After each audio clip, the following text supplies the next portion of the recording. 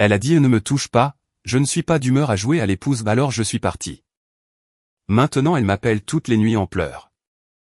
On dit que l'amour s'estompe lentement. C'est un mensonge. Parfois, il disparaît comme un souffle chaud sur une vitre froide, là, puis parti. Cela a commencé petit, subtil, comme le changement des saisons. On ne remarque pas que les feuilles meurent tant qu'elles ne sont pas déjà par terre. Je me souviens être rentré un soir, le grincement familier des gonds annonçant mon arrivée.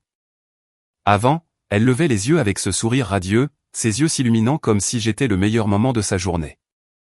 Mais cette nuit-là, et même depuis plusieurs nuits, ses yeux ne quittaient jamais son téléphone. Pas de « salut chérie ». Pas de baiser, pas même un regard. Elle était recroquevillée sur le canapé, les jambes repliées sous elle, l'écran de son téléphone éclatant contre sa peau. La pièce sentait légèrement le poulet au curry qu'elle aimait tant cuisiner. Notre playlist, Miles Davis, des saxophones doux et une trompette basse, jouait toujours en fond sonore comme une mauvaise blague, un écho obsédant de jours meilleurs. « Salut », ai-je dit, en retirant ma veste.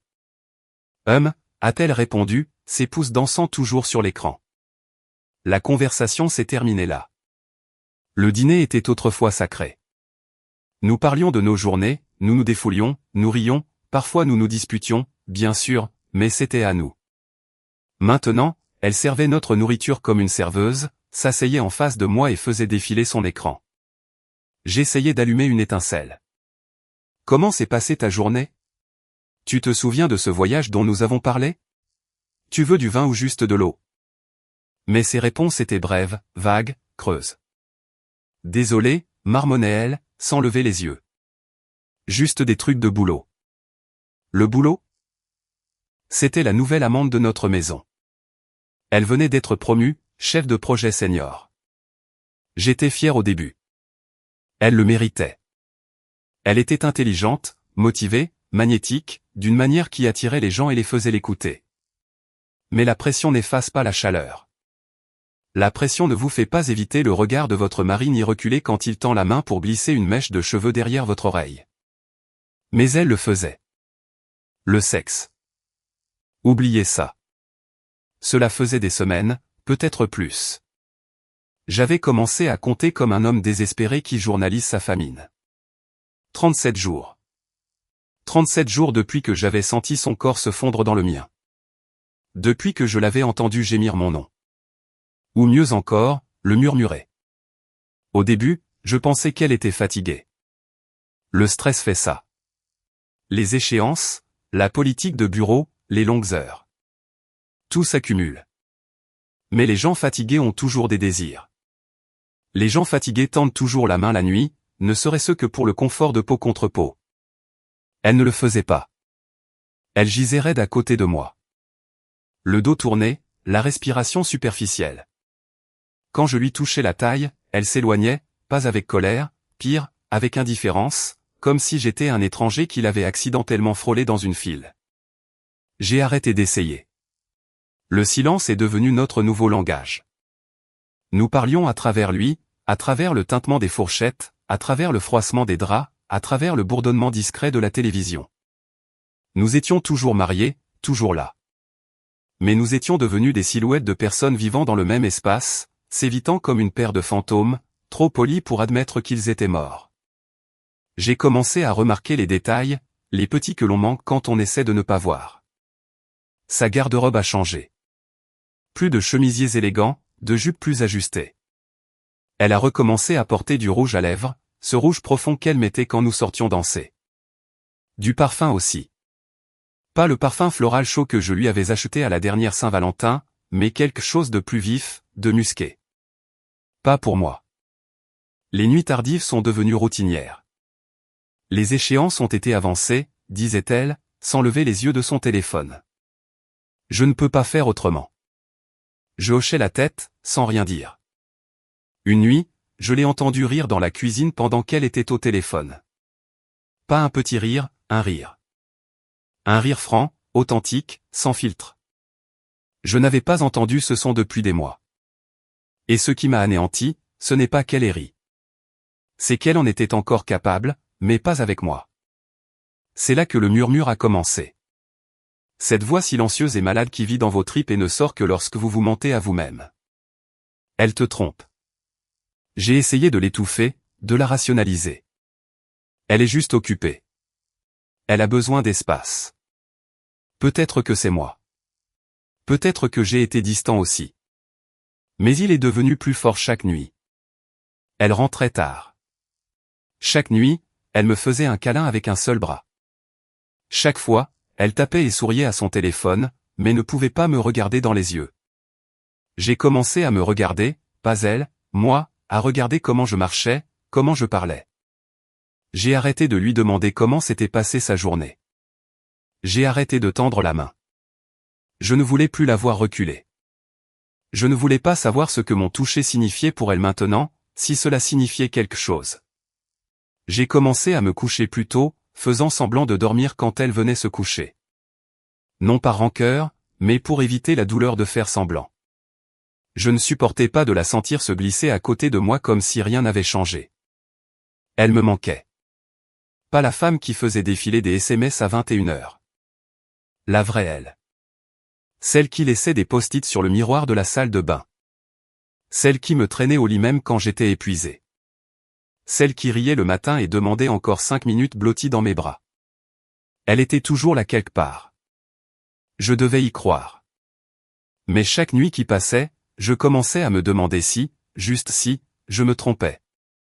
Peut-être qu'elle était déjà partie. Cela s'est passé un mardi. C'est drôle comme les plus grandes fractures de votre vie n'arrivent jamais les grands jours. Anniversaire, fête, commémoration. Non, elle se faufile sur vous pendant que vous portez les mêmes jeans depuis des années et que vous mangez des restes d'un récipient en plastique. Je me souviens de la sensation du tapis sous mes pieds, encore légèrement humide du shampouinage que j'avais fait ce week-end, espérant que le nettoyage de la maison pourrait d'une manière ou d'une autre réparer ce qui était brisé entre nous. L'espoir est une chose étrange. Parfois, c'est ce qui vous maintient à flot. D'autres fois, c'est l'encre qui vous entraîne vers le fond. Elle était dans la cuisine, le dos tourné vers moi dans cette robe grise ajustée qu'elle ne portait jamais auparavant, sauf quand nous sortions. Elle la portait au travail maintenant. La fermeture éclair courait tout le long de sa colonne vertébrale comme une ligne que l'on pouvait suivre jusqu'à la vérité si l'on était assez courageux. Elle se servait un verre de vin. Pas le vin doux qu'elle aimait autrefois avec moi le vendredi soir, mais ce pinot sec et vif que ses collègues préféraient, disait-elle. Je me tenais dans l'embrasure de la porte, observant son langage corporel. Elle bougeait comme si je n'étais pas là, non pas comme si j'étais invisible, mais comme si elle avait appris à m'effacer complètement de son champ de conscience. C'est pire. Salut, ai-je dit doucement. Elle a tressailli, non par peur, mais par irritation. Je me suis approché d'elle, j'ai posé une main sur sa taille, doucement, avec prudence. La façon dont on touche quelqu'un quand on n'est pas sûr qu'il vous appartienne encore. Son corps s'est immédiatement tendu, les épaules bloquées, la colonne vertébrale redressée. Elle ne s'est pas retournée. Tu m'as juste manqué aujourd'hui, ai-je dit. Un silence. Puis sont venus les mots. Ne me touche pas. Pas en colère. Pas effrayée. Froide. Le genre de froid qui vous fait réaliser que vous ne perdez pas seulement quelque chose. Vous l'avez déjà perdu. J'ai retiré ma main lentement, comme si elle avait atterri sur de la glace. J'ai fait un demi-pas en arrière, la regardant avec incrédulité. Elle s'est enfin tournée, ses yeux ne rencontrant pas les miens, mais me dépassant comme si j'étais quelque chose à éviter. Je ne suis pas d'humeur à jouer mon rôle d'épouse ce soir, a-t-elle ajouté. Et cela a brisé quelque chose en moi. Elle aurait pu dire qu'elle était fatiguée. Elle aurait pu mentir comme avant. Elle aurait pu trouver n'importe quelle excuse.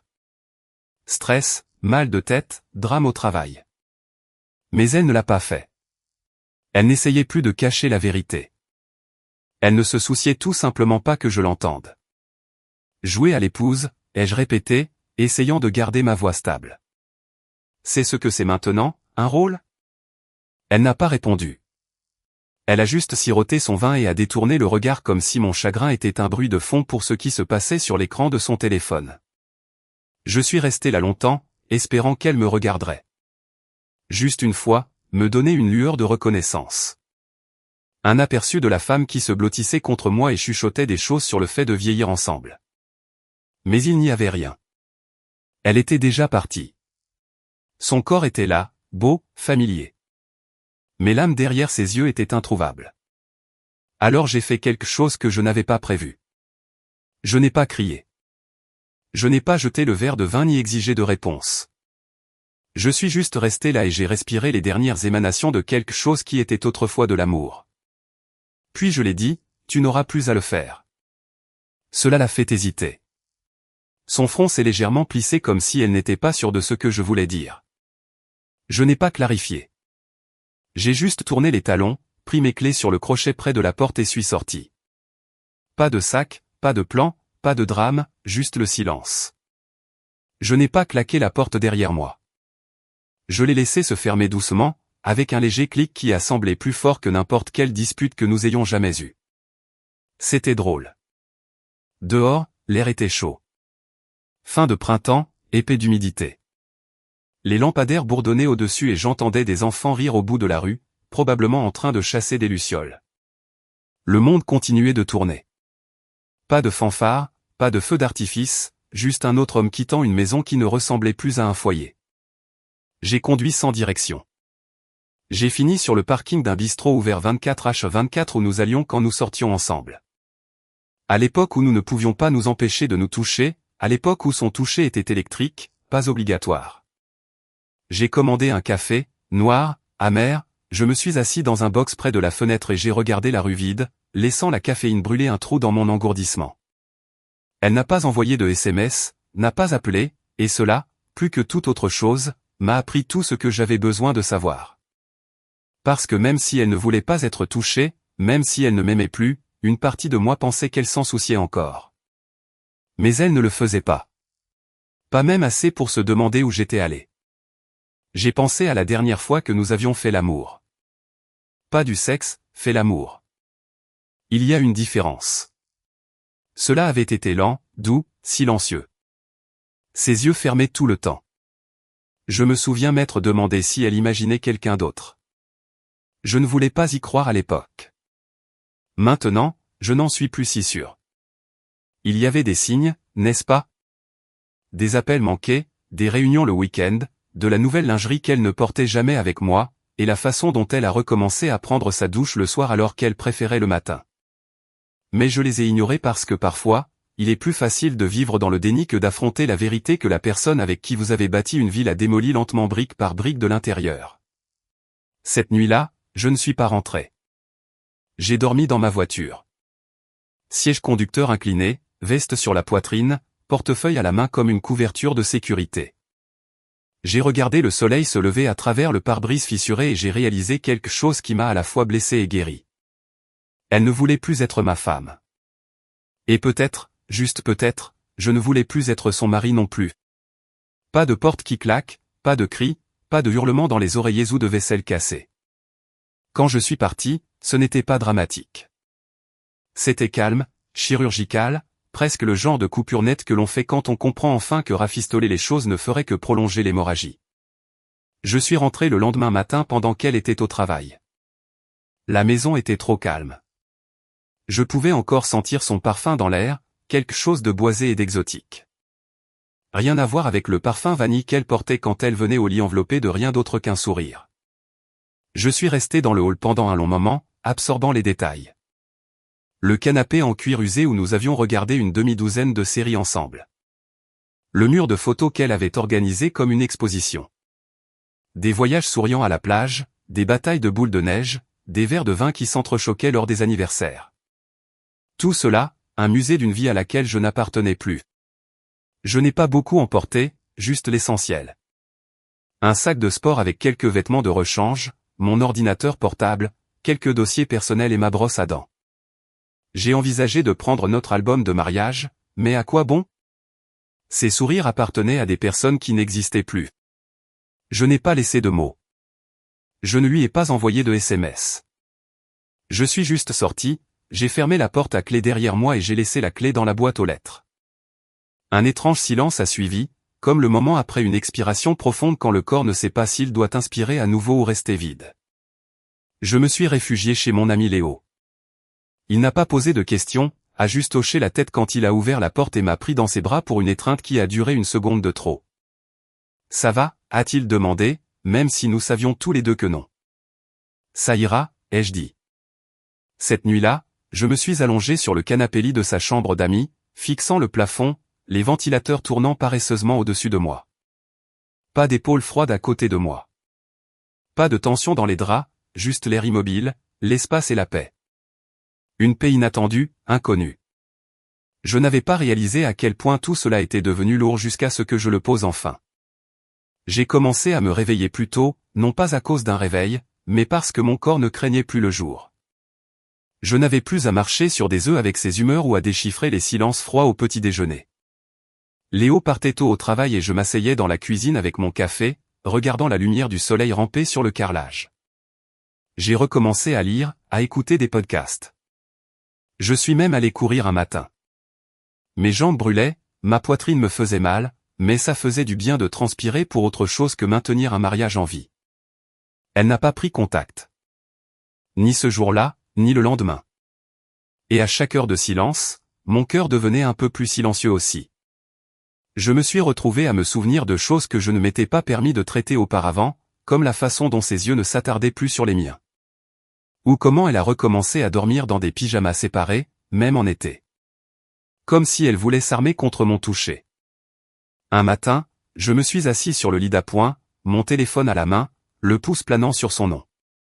La photo à côté de son contact était de notre lune de miel. Ses cheveux emmêlés, riant dans cette robe d'été jaune. J'aimais cette photo. Maintenant, elle ressemblait à un fantôme. Je n'ai pas appelé. Je ne pouvais pas. Je n'étais pas sûr de ce que je dirais. Pourquoi as-tu cessé de m'aimer? Y avait-il quelqu'un d'autre? N'étais-je pas assez? Et pire, et si elle disait, oui, j'ai cessé. Oui, il y a quelqu'un. Non, tu n'étais pas assez. Alors, j'ai laissé le silence persister. Le premier message est arrivé 3 jours plus tard. Elle, salut, où es-tu? Pas d'excuses, pas de panique, juste ce ton froid et sec auquel je m'étais habitué, comme si j'étais juste allé chercher du lait et que j'avais oublié de revenir. Je n'ai pas répondu. Plus tard cette nuit-là, un autre bip. Elle, ça va? J'ai retourné l'écran et l'ai posé sur la table de nuit. Je ne la connaissais plus. Je n'étais pas responsable des conséquences de son détachement. C'est ce dont les gens ne parlent pas quand l'amour meurt. Il n'explose pas. Il s'érode doucement, cruellement, une petite indifférence à la fois. Et maintenant que j'étais sorti du brouillard, je pouvais tout voir si clairement.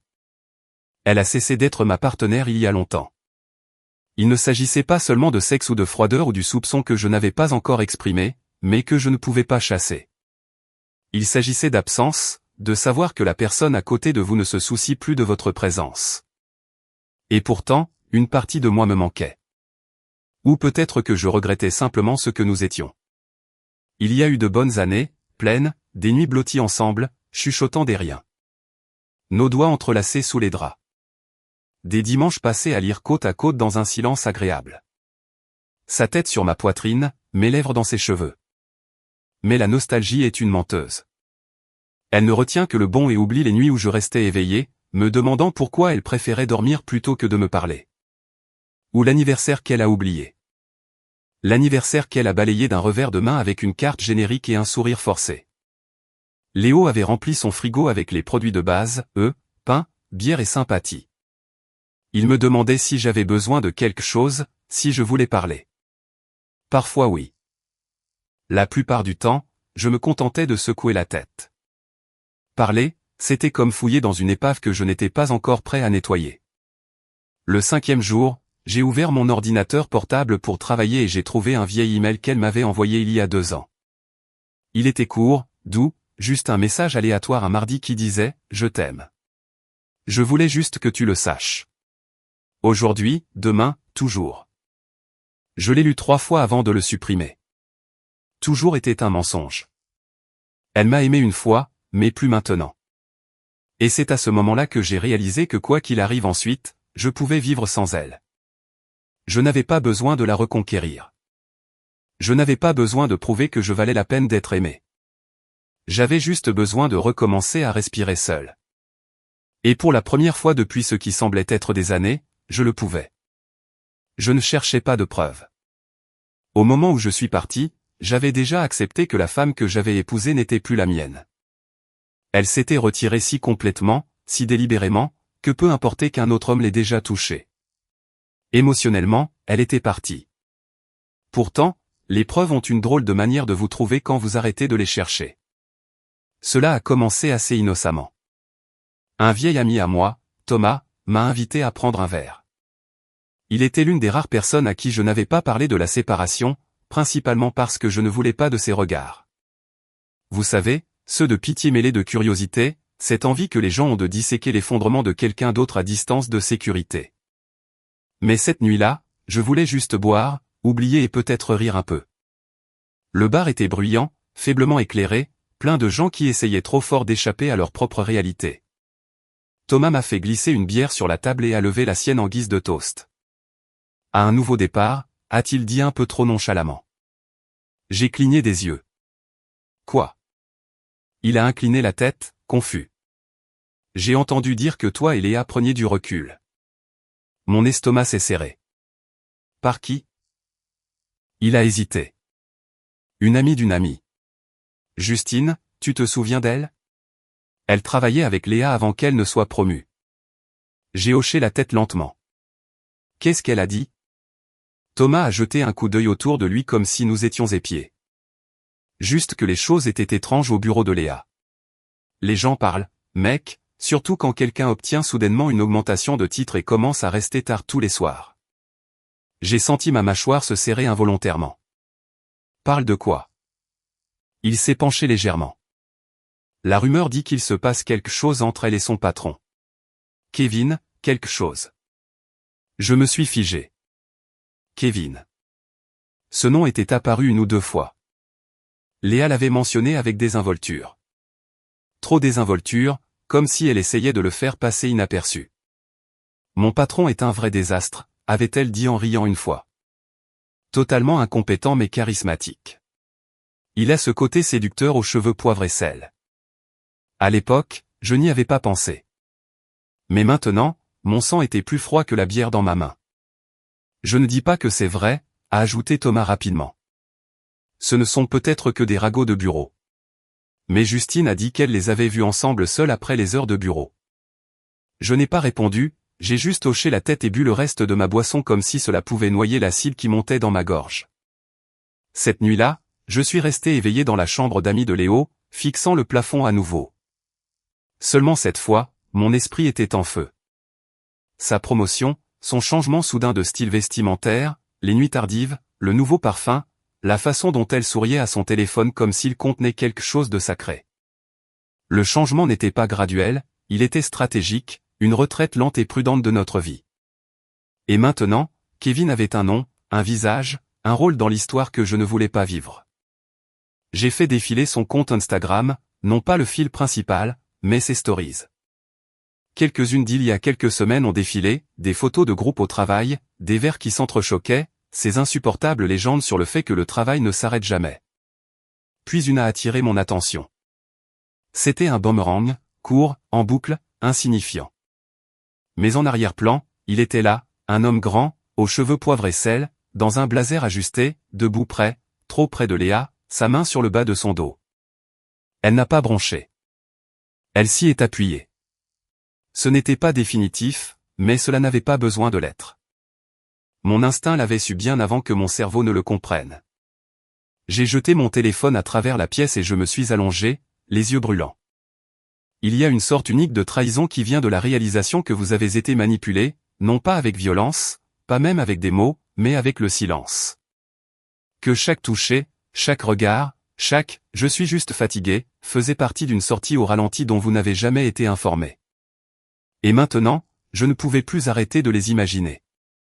Au travail, dans les bars d'hôtel.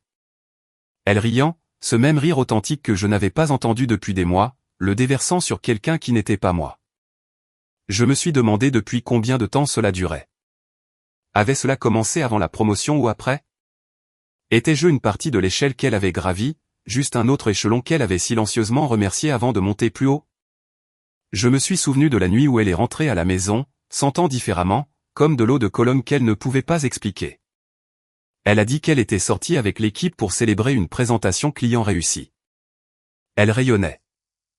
Non pas l'éclat de l'accomplissement, l'éclat du désir, de l'épanouissement, un regard que je n'avais pas vu depuis longtemps.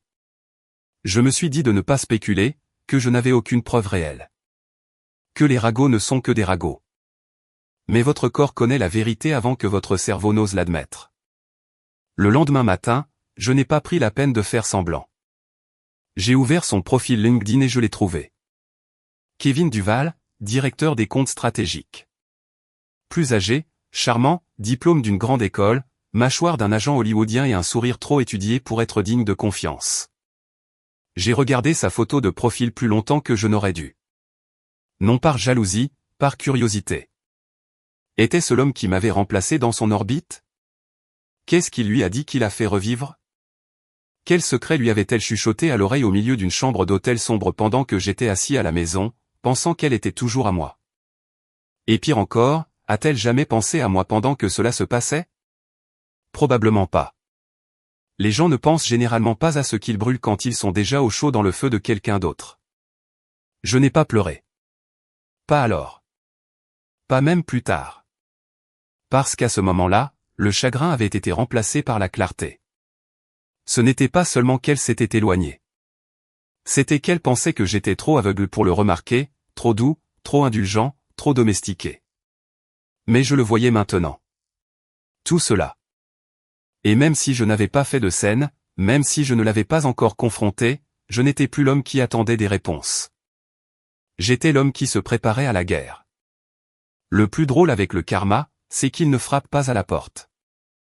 Il se glisse par la porte de derrière et s'assoit à votre table, observant tranquillement tandis que les personnes qui vous ont fait du tort commencent à s'étouffer avec le plat qu'elles ont servi elles-mêmes. Je ne m'attendais pas à des nouvelles de sa vie. Bon sang, je n'en voulais pas. Mais quand l'univers veut que vous voyiez quelque chose, il s'assure que vous le fassiez. Cela a commencé par un SMS de ma cousine Raphaël, de toutes les personnes. Elle travaillait pour une firme financière dans le même immeuble du centre-ville que Léa. Nous n'étions pas proches. Les vacances et le verre d'anniversaire occasionnel, mais elle en savait assez sur ce qui s'était passé pour prendre de mes nouvelles. Son message était court. Je crois que je viens de voir Léa pleurer dans le parking souterrain. Seule. Pas son genre. Ça va? Je l'ai fixé un instant. Pleurer? Léa? Elle était beaucoup de choses. Calculatrice, distante, réservée, mais elle ne pleurait pas. Pas en public, pas devant les gens, sauf si quelque chose se délitait. Je n'ai pas répondu, j'ai juste jeté le téléphone sur le canapé et je me suis penché en arrière, fixant le plafond. L'image est restée dans mon esprit, elle debout dans l'écho d'un parking souterrain, des larmes coulant sur le même visage qui m'avait regardé autrefois comme si j'étais le seul homme vivant. Mais je n'ai pas ressenti de sympathie.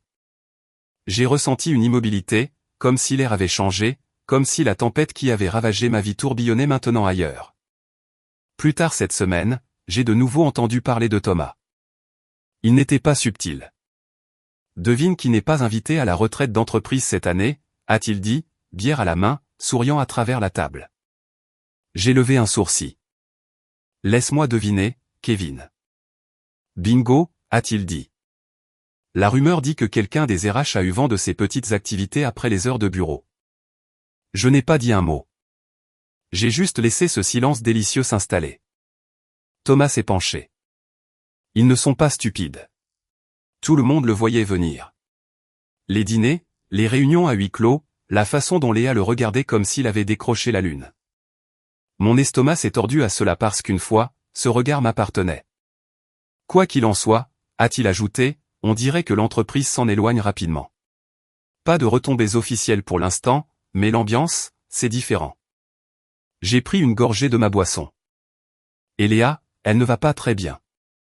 Je veux dire, elle a toujours l'air bien, toujours, mais on sent qu'elle est nerveuse, ne sourit pas, les yeux toujours balayant la pièce comme si elle attendait que le sol s'écroule sous elle. Cela m'a touché plus profondément que je ne m'y attendais parce que je connaissais ce sentiment. Je l'avais vécu jour après jour, essayant de comprendre pourquoi l'amour était soudain devenu une langue que je ne parlais plus. Maintenant, c'était son tour. Je n'ai pas célébré, je n'ai pas jubilé, mais je ne vais pas mentir, je l'ai ressenti. La plus petite lueur de justice. Le début d'une vengeance qu'elle ne pouvait pas cacher derrière ses chemisiers ajustés et ses mensonges subtils.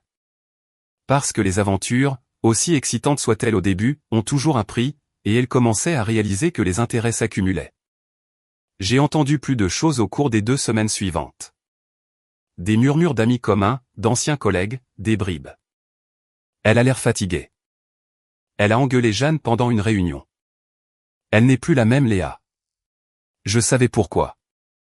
Elle avait misé la stabilité contre des étincelles, la sécurité contre la luxure, un mari qui serait mort pour elle, contre un homme qui la voyait comme une distraction temporaire.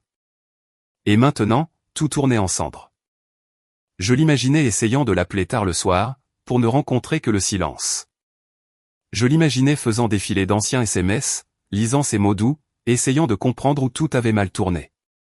Et pire encore, je l'imaginais réalisant que pendant qu'elle nous brisait, elle ne construisait jamais rien de réel avec lui. C'est la partie dont les gens ne parlent jamais. Le vide qui vient quand le fantasme se termine. L'aventure n'est plus excitante quand l'adrénaline s'estompe et que vous vous retrouvez face à quelqu'un qui ne connaît pas votre âme, vos cicatrices, votre histoire. Quelqu'un qui n'était là que pour la chasse. Et maintenant, d'après ce que j'entendais, il ne chassait même plus. Il avait commencé à divertir d'autres femmes au travail. Plus jeunes, plus nouvelles, sans complications. Léa s'était rendue disponible, vulnérable, et ce faisant, avait perdu tout ce qu'elle avait autrefois tenu pour acquis. Elle avait brûlé le pont et réalisé ensuite que l'autre côté n'était pas un paradis, juste une autre falaise. Je suis allé me promener un soir, mes écouteurs, la ville bourdonnant autour de moi. J'ai fini près de son immeuble, bien que je n'en ai jamais eu l'intention. Je me suis juste tenu de l'autre côté de la rue, regardant les gens sortir, riant, occupés, perdus dans leur propre vie. Et puis je l'ai vu, les cheveux en chignon serré, le maquillage impeccable, les talons tapant le trottoir avec sa confiance caractéristique. Mais ses yeux la trahissaient. Elle avait l'air vide, comme si elle traversait une vie qui ne lui appartenait plus, comme si elle cherchait quelque chose qu'elle avait autrefois, mais ne pouvait nommer. Je me suis retourné et je suis parti avant qu'elle ne me voie, parce que je n'en avais pas besoin. Je n'étais pas là pour la clôture. J'étais là pour me rappeler que j'avais survécu au crash. Que pendant qu'elle naviguait maintenant dans son désordre de secrets et de silence, je respirais enfin un air pur à nouveau. Je me suis fait une promesse cette nuit-là. Plus d'attente, plus de doute. Quoi qu'il arrive ensuite pour elle, c'était à elle de le porteur. Et moi, j'étais prêt à sortir de l'épave et à entrer dans quelque chose de nouveau. Cela a commencé par des murmures, doux au début, dispersés dans les coins derrière des portes closes. Mais comme toutes les choses chuchotées dans les bureaux, cela n'est pas resté silencieux longtemps. Le monde de Léa, celui qu'elle avait si soigneusement créé, la carrière polie, le patron puissant, l'image d'une femme motivée et confiante avec un avenir prometteur, commençait à se fissurer, et les fissures apparaissaient partout. Je ne l'avais pas vue depuis des semaines, pas face à face, mais les mises à jour me parvenaient par fragments. Une amie d'une amie, un post LinkedIn qui ne mentionnait pas son nom alors qu'il aurait dû, un nouvel organigramme où elle était étrangement absente. Thomas a été le premier à le confirmer. Les RH s'en mêlent, a-t-il dit autour d'une bière tard le soir. Quelqu'un a déposé une plainte anonyme. Pas la première. J'ai levé un sourcil, ne disant rien. Apparemment, a-t-il poursuivi, il y avait des rumeurs depuis un moment sur Kevin et elle, comment elle a été promue trop vite, comment elle a été placée sur le compte Jensen sans expérience préalable. Les gens ont commencé à reconstituer le puzzle. Je me suis penché en arrière sur ma chaise, laissant la satisfaction tranquille s'installer. Je n'avais pas besoin de sourire, pas besoin de me réjouir. L'univers le faisait pour moi. Elle pensait qu'elle était intouchable. Et pendant un temps, peut-être l'était-elle, mais les gens remarquent des choses. Les longues réunions à huis clos. La façon dont elle a commencé à s'habiller un peu plus chic. Les nuits tardives qui semblaient toujours coïncider avec son emploi du temps. Elle a renoncé à un mariage pour cette illusion de pouvoir.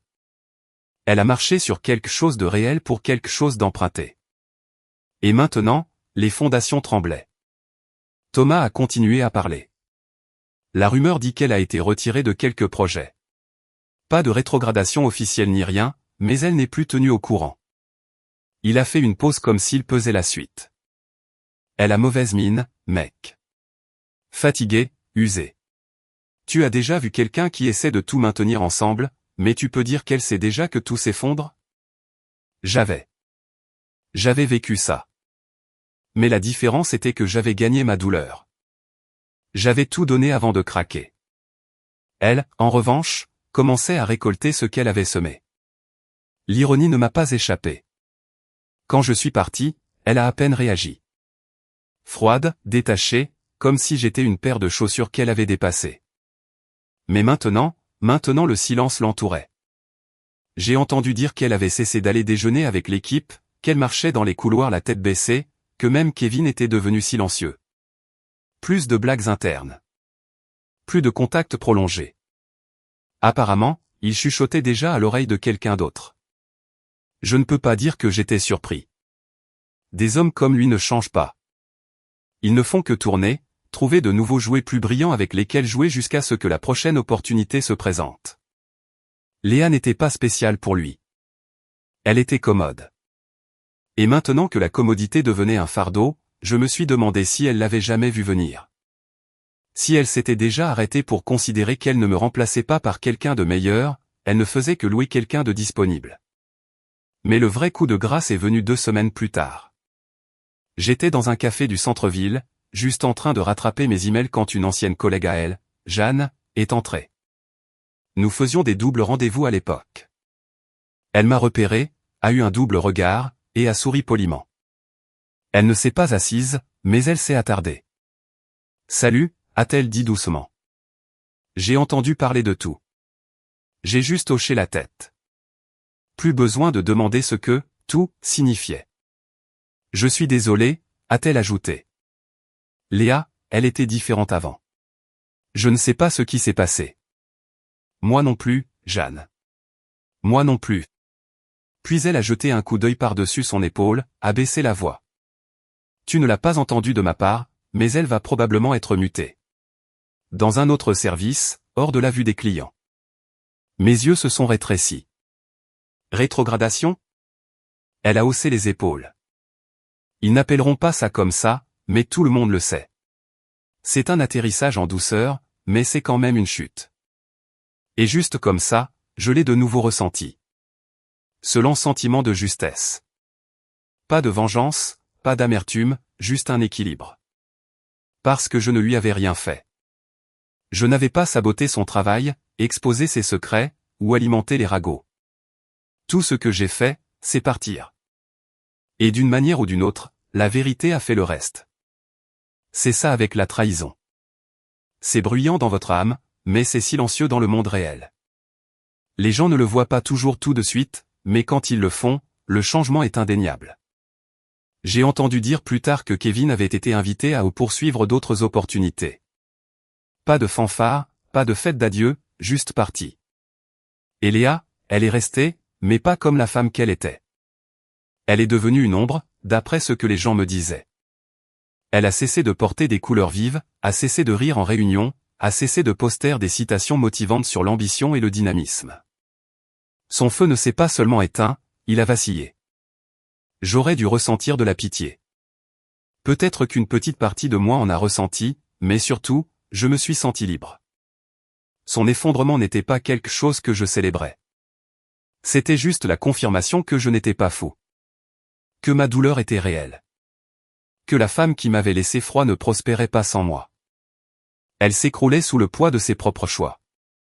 Pendant ce temps, je retrouvais la paix dans les petites choses, me réveillant sans appréhension, mangeant seul sans me sentir seul, écoutant de la musique et me souvenant de qui j'étais avant qu'elle ne transforme mon amour en inconvénient. Mon téléphone a vibré un soir, un numéro que je n'avais pas enregistré mais que je reconnaissais toujours. Je n'ai pas répondu.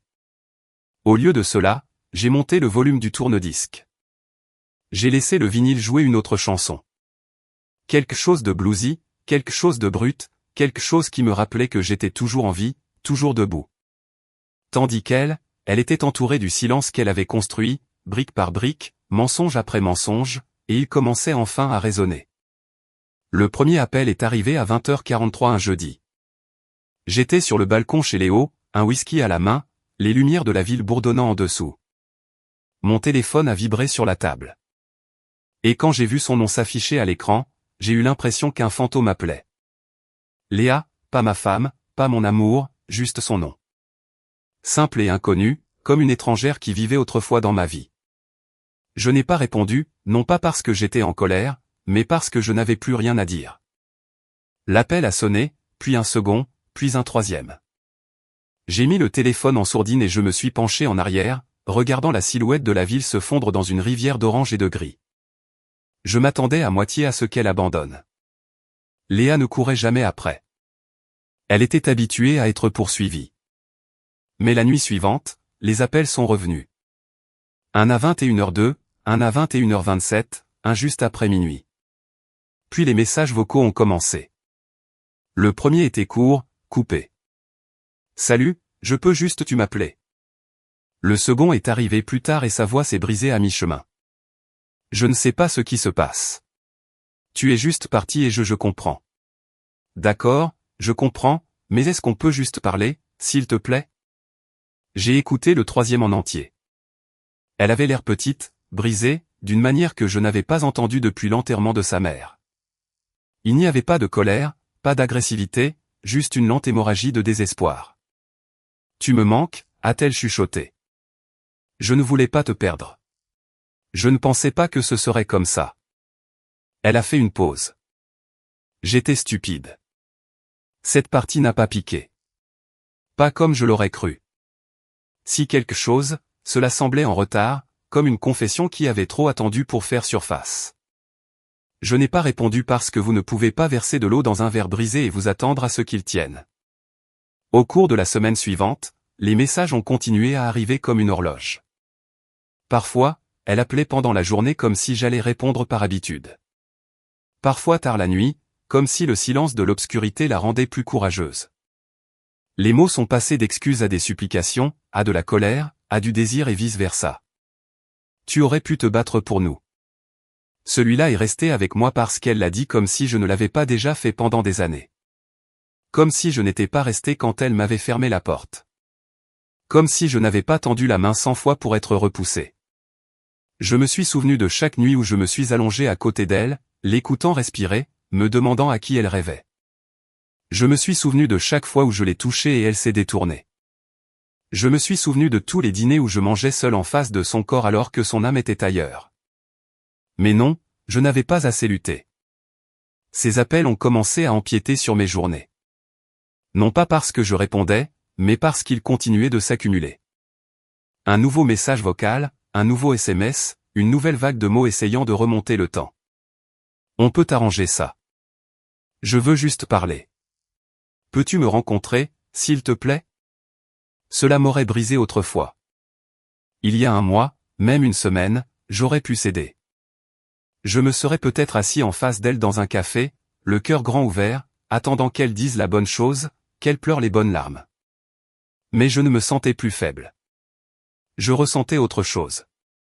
Fort, centré, immobile parce que quand quelqu'un vous prive d'affection, son festin soudain d'excuses ne vous nourrit pas. Il insulte votre faim.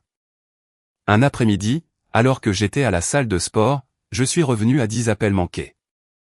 10. Un message vocal durait 3 minutes. Je ne l'ai pas écouté. Au lieu de cela, j'ai regardé son nom et j'ai réalisé à quel point ma vie était plus légère sans elle. Non pas parce que c'était un monstre, mais parce que j'avais rétréci pour me conformer à un amour qui n'avait plus de place pour moi. Et maintenant, enfin, elle ressentait aussi ce vide. Elle tendait la main vers un espace où j'étais autrefois et ne trouvait rien. J'ai changé mon numéro cette semaine-là. Non par rancune, par nécessité. Son regret n'était plus ma responsabilité. Sa culpabilité, son chagrin, sa clarté soudaine, il lui appartenait désormais. J'en avais assez porté pour nous deux. Et pourtant, il y avait une partie de moi qui jouait encore les « et si ». Et si elle était venue me voir plus tôt? Et si elle s'était effondrée avant moi? Et si elle m'avait regardé dans les yeux ne serait-ce qu'une fois et m'avait dit « je te choisis ». Avant qu'il ne soit trop tard. Mais c'est ça, le temps. Il ne se déplace que dans une direction. Et le passé, aussi bruyant soit-il, n'a pas son mot à dire sur votre avenir. Le dernier message qu'elle a envoyé était une photo. C'était de notre lune de miel, au Portugal. Le soleil se couchait derrière nous. Nos corps emmêlés dans un hamac, tous les deux en plein rire. Je me souviens de ce jour avec éclat. Nous avions fait l'amour ce matin-là, lentement, sans hâte, puis nous avions marché pieds nus sur la plage, bu trop de vin et fait des projets pour un avenir auquel nous croyions vraiment. Elle a légendé la photo avec un seul mot, nous. Je l'ai regardée longtemps, non pas parce que je voulais revenir en arrière, mais parce que je voulais me souvenir que je n'étais pas fou. Nous avions été réels. Elle avait juste cessé d'être réelle avec moi. Et maintenant, elle voulait revenir à quelque chose qu'elle avait déjà enterré. Mais on ne peut pas exhumer l'amour et s'attendre à ce qu'il sente les roses. Alors j'ai supprimé le message, bloqué le numéro et me suis assis dans l'immobilité de ma propre résolution. Parce que les appels désespérés n'étaient pas à propos de l'amour. Ils étaient à propos de la perte. Et la vérité était que je n'étais pas celui qui avait perdu. C'était un mercredi soir quand elle s'est enfin montrée. Je n'avais pas eu de ses nouvelles depuis presque une semaine. Pas d'appel, pas de SMS, pas de tentative pour percer le silence. J'ai supposé qu'elle avait finalement abandonné, ou du moins accepté que la porte qu'elle avait autrefois claquée derrière elle n'était plus ouverte. Mais la douleur a une façon de revenir en boucle lorsque les gens commencent à se noyer dans leurs propres décisions. Je rentrais juste de la salle de sport, chemise humide, écouteurs toujours branchés, sueur séchant sur mon cou. J'ai tourné au coin vers l'appartement de Léo et j'ai d'abord vu la silhouette, appuyée contre le mur de briques juste devant la porte, bras croisés, tête baissée. C'était elle. Et pendant la plus brève seconde, le vieux réflexe a agi. Mon cœur a bondi. Mes jambes se sont arrêtées. Je me suis souvenu de la sensation de son corps pressé contre le mien. Le parfum de son shampoing, la façon dont elle me souriait comme si j'étais le seul homme sur terre. Mais la seconde est passée, et puis je me suis souvenu de tout le reste. Elle a levé les yeux à mon approche, et je pouvais dire qu'elle avait pleuré. Son mascara était étalé, ses lèvres tremblaient, ses yeux étaient gonflés comme si elle n'avait pas dormi depuis des jours. « Salut », a-t-elle dit, la voix à peine audible. Je n'ai pas répondu, j'ai juste déverrouillé la porte et les tenues ouvertes derrière moi. Elle a suivi. Je suis entré dans le salon et j'ai jeté mon sac de sport sur le côté. Léo était absent pour quelques jours. J'étais seul et elle le savait. Ce n'était pas un accident. Quand je me suis retourné, elle se tenait au milieu de la pièce comme si elle ne savait pas où elle appartenait. Et c'était peut-être le premier moment honnête que nous avions partagé depuis plus d'un an, elle réalisant enfin qu'elle n'avait plus sa place dans ma vie. « J'essayais de te parler », a-t-elle dit doucement. J'ai hoché la tête. « Je sais. Pourquoi n'as-tu pas répondu ?» Je me suis assis sur le bord du canapé et je l'ai regardée pour la première fois depuis des semaines. Vraiment regardée. Elle était plus mince. Pas dans le bon sens. L'élégance ajustée qu'elle portait autrefois comme une armure avait disparu. Maintenant, elle ressemblait juste à quelqu'un qui essayait de se maintenir avec du scotch et des excuses. Parce que je ne pense pas qu'il reste quoi que ce soit à dire, ai-je dit. Ses lèvres se sont entr'ouvertes, puis se sont refermées. Elle a croisé les bras, défensive. Tu penses que ça a été facile pour moi? J'ai failli rire. Non, ai-je dit, mais tu l'as fait paraître facile. Elle s'est approchée. J'étais confuse. D'accord. Je ne savais pas ce que je voulais. Tout changeait si vite. Et Kevin, il.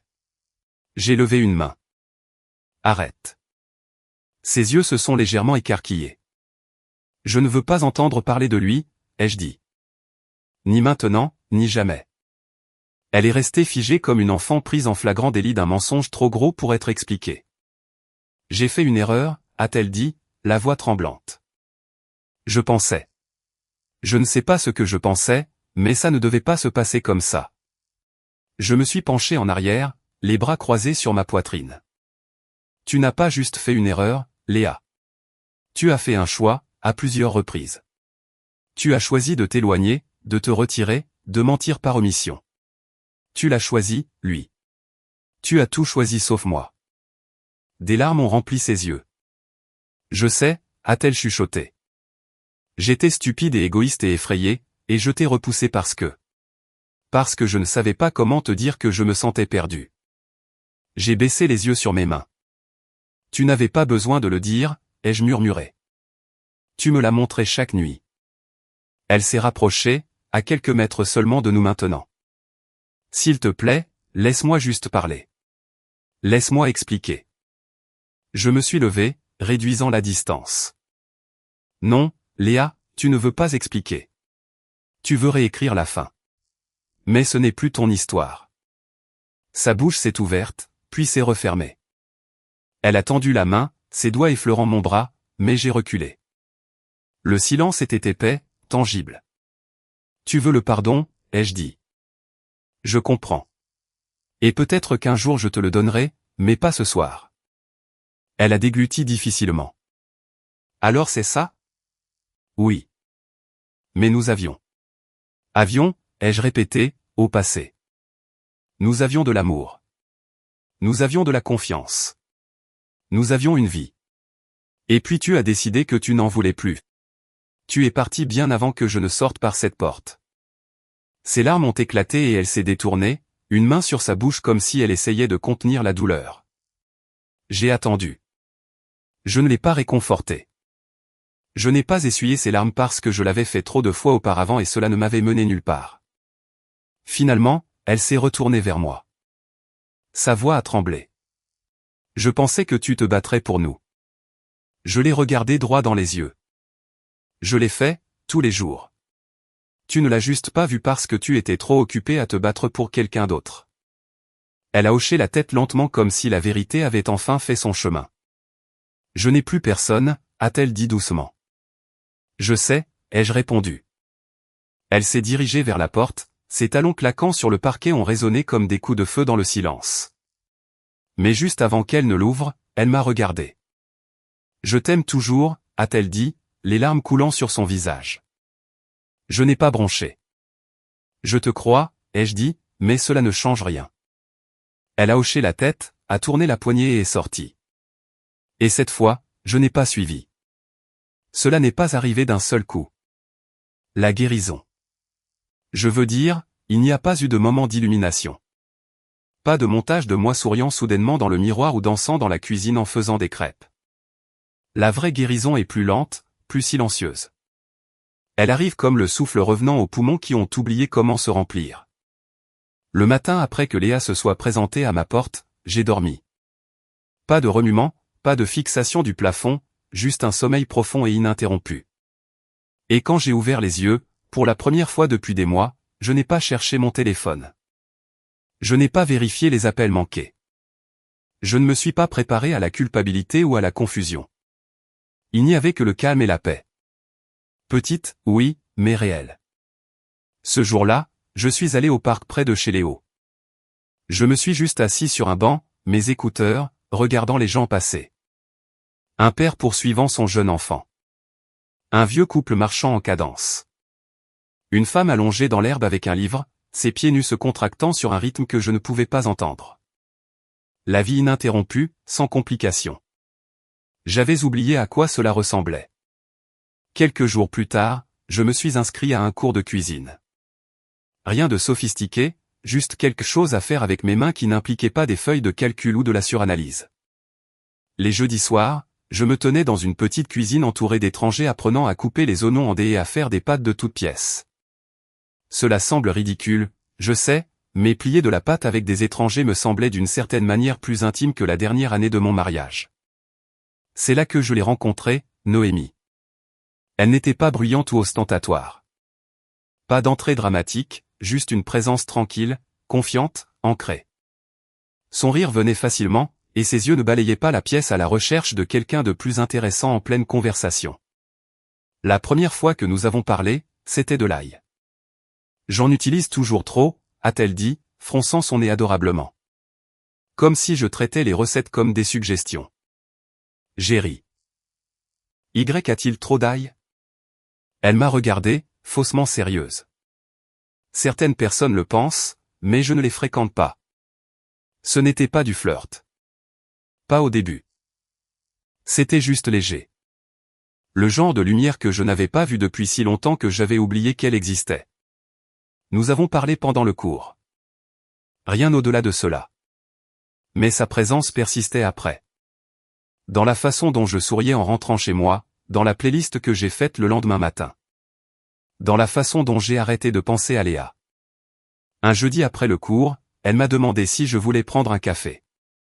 J'ai hésité, non pas parce que je ne voulais pas, mais parce que cela ressemblait à la première page d'un nouveau livre, et je n'avais pas fini de faire le deuil du dernier, mais j'ai dit oui, et ce n'était pas un rendez-vous. C'était juste deux personnes assises l'une en face de l'autre, sirotant des cappuccinos et échangeant des histoires. Elle m'a parlé de son chien, Gaspard, qui détestait les facteurs et adorait les concombres. Je lui ai dit que j'étais récemment séparé, pas divorcé, pas compliqué, juste honnête. Elle n'a pas bronché, n'a pas insisté, n'a pas essayé de régler le problème. Elle a juste hoché la tête et a dit, ça doit être difficile. Et c'était suffisant. Je ne suis pas rentré chez elle. Je n'ai pas essayé de forcer quoi que ce soit. Mais cette nuit-là, je me suis allongé dans mon lit en pensant à la douceur de sa voix, à la gentillesse de son sourire, et j'ai réalisé quelque chose d'important. Léa ne me manquait plus. Ce qui me manquait, c'était de me sentir désiré. Noémie et moi avons pris notre temps. Quelques cafés supplémentaires, un film, un samedi paresseux à un marché paysan où elle m'a fait essayer de la confiture de figues et j'ai fait semblant d'adorer. Nous ne nous sommes embrassés que la 4e fois que nous nous sommes vus. Et quand nous l'avons fait, c'était comme respirer. Facile, naturel, sans performance. Je ne l'ai pas comparé à Léa. Pas une seule fois. Parce qu'elle n'était pas un remplacement. Elle était quelque chose de différent. Quelqu'un qui me voyait non pas comme un mari raté ou un désordre à moitié guéri, mais juste comme un homme devant elle qui essayait. Le sexe est venu plus tard. Ce n'était pas urgent. Il ne s'agissait pas de prouver quoi que ce soit. C'était chaud, curieux, patient. Elle n'a pas essayé de me submerger. Elle n'en a pas fait un climax cinématographique. Elle m'a juste tenu et je l'ai tenu. Et pour la première fois depuis très longtemps, je me suis senti entier lorsque la peau a touché la peau. Et après, quand nous étions allongés là, dans le calme, je n'ai pas pensé à qui j'étais. Je n'ai pas pleuré l'homme qui suppliait sa femme pour une intimité qu'elle rationnait comme un privilège. Je ne me suis pas senti coupable. Je me suis juste senti là, vivant, présent. Dans les jours qui ont suivi, Léa m'a de nouveau envoyé un SMS, juste une fois, une seule ligne. J'espère que tu vas bien. Je n'ai pas répondu. Non par rancune, mais parce que j'allais bien, plus que bien. Je marchais sur un nouveau chemin. Un chemin pavé non de vengeance ou de regret, mais d'intention. J'ai recommencé à tenir un journal, à lire davantage. J'ai fait du bénévolat dans un refuge local pour animaux, passé du temps avec mes neveux, renoué avec des amis que j'avais négligés alors que j'étais enfoui dans le brouillard de mon ancienne vie. Et à chaque petit choix, je retrouvais un autre morceau de moi-même. J'ai réalisé que je n'avais pas besoin de clôture de la part de Léa parce que j'avais déjà clos ce chapitre la nuit où j'ai refusé de la laisser réécrire notre fin. Et maintenant, je n'écrivais pas une histoire d'amour épique avec Noémie. Pas encore. Mais j'écrivais quelque chose. Et cela semblait réel. Cela semblait honnête. Cela ressemblait au début d'une vie où je n'avais pas à rétrécir pour être aimé. Une vie où je ne me réveillais pas en me demandant si j'étais assez. Je n'ai pas seulement survécu à la trahison. J'ai grandi au-delà d'elle. Cela a commencé par le retrait de son nom du site web du projet. Je ne l'ai pas cherché. Il m'a trouvé. Une publicité pour la nouvelle campagne de son entreprise est apparue sur mon fil d'actualité. L'un de ces posts ciblés qui essaie de vous convaincre que l'algorithme connaît votre vie. Le design était élégant, professionnel, soigné. J'ai cliqué par instinct. Pas par curiosité, pas par amertume. Son nom n'y figurait pas. Autrefois, elle aurait été au centre, directrice de la stratégie client, le visage derrière la présentation, la voix qui concluait l'affaire, maintenant disparue. Je n'ai pas ressenti de joie. J'ai juste ressenti une immobilité.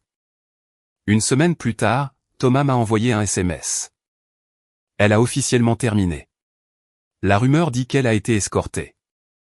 J'ai fixé le message longtemps. Non pas parce que ça m'a choqué, mais parce que ça ne m'a pas choqué. Elle avait bâti son image comme un château de cartes, s'appuyant sur le charme, le pouvoir emprunté et l'illusion de contrôle. Mais les aventures ont le don de transformer les réputations en responsabilités, surtout lorsqu'elles se déroulent dans les salles de conférence et derrière les portes closes des bureaux. D'après ce que j'ai entendu, ce n'était pas un licenciement spectaculaire, pas de dispute, pas de crise, juste une réunion tranquille au RH, un accord signé et une boîte en carton. Pourtant, des murmures l'ont suivi. Des collègues qui l'enviaient autrefois évitaient tout contact visuel dans l'ascenseur. Les mêmes femmes qui trinquaient à l'apéro potinaient maintenant sur les mauvaises décisions et les relations inappropriées. Personne n'est venu à sa défense. Pas même Kevin, qui, d'après ce que je pouvais comprendre, était déjà à 6 villes de là, travaillant pour une autre entreprise. Elle était seule. Vraiment seule. Et aussi poétique que cela puisse paraître, je n'ai pas jubilé. Je n'ai pas trinqué au karma parce que j'avais appris quelque chose à la suite de sa trahison. L'effondrement n'est pas toujours bruyant. Parfois, c'est juste le son d'un téléphone qui ne sonne jamais en retour. Noémie et moi venions de finir de dîner chez moi. Un simple wok, musique douce, ses pieds nus sur le carrelage de la cuisine, dansant en faisant la vaisselle. J'ai vu la notification par email apparaître sur mon ordinateur portable, de Léa Grant. Sujet, juste une chose. Je ne l'ai pas ouverte tout de suite. Je me suis versé un verre de vin. Je me suis assis sur le balcon. J'ai laissé la nuit rafraîchir ma peau. Noémie m'a rejoint, se blottissant à côté de moi, les jambes repliées sous elle, lisant quelque chose sur son téléphone, complètement inconsciente du fantôme qui essayait de se faufiler dans ma boîte de réception. Quand elle s'est endormie plus tard, blottie contre moi, j'ai enfin ouvert le message. J'ai perdu mon emploi. Je ne te le dis pas parce que je veux de la sympathie. Je te le dis parce que tu avais raison sur tout. Ce n'était pas réel avec lui. Ça ne l'a jamais été. Je cherchais quelque chose que je ne pouvais même pas nommer. Peut-être de l'attention, peut-être de la validation, peut-être le sentiment d'être à nouveau désiré. Mais c'était vide. Je pense à la façon dont tu me regardais.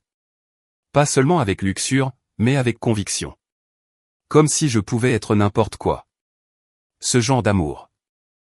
Je n'avais pas réalisé à quel point c'était rare. Et maintenant, c'est silencieux tout le temps. Même quand je suis avec des gens, c'est silencieux. Je m'endors en pensant à toutes les choses que j'aurais dû dire, à toutes les fois où j'aurais dû faire demi-tour au lieu d'avancer. Je ne sais pas ce que j'attendais de cet email. Peut-être juste être vu une dernière fois. Tu n'as pas besoin de répondre. Je sais que tu es parti. Mais je voulais que tu saches que je comprends enfin ce que j'ai perdu. Je n'ai pas pleuré. Je n'ai pas souri. J'ai juste fermé l'ordinateur portable parce que c'est ce qu'elle n'a jamais compris.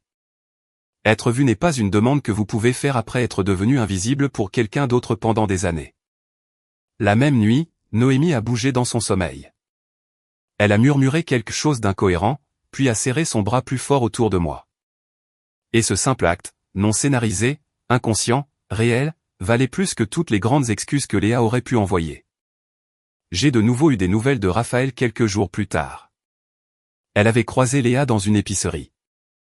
Elle avait l'air fatiguée, a-t-elle dit. Cheveux tirés.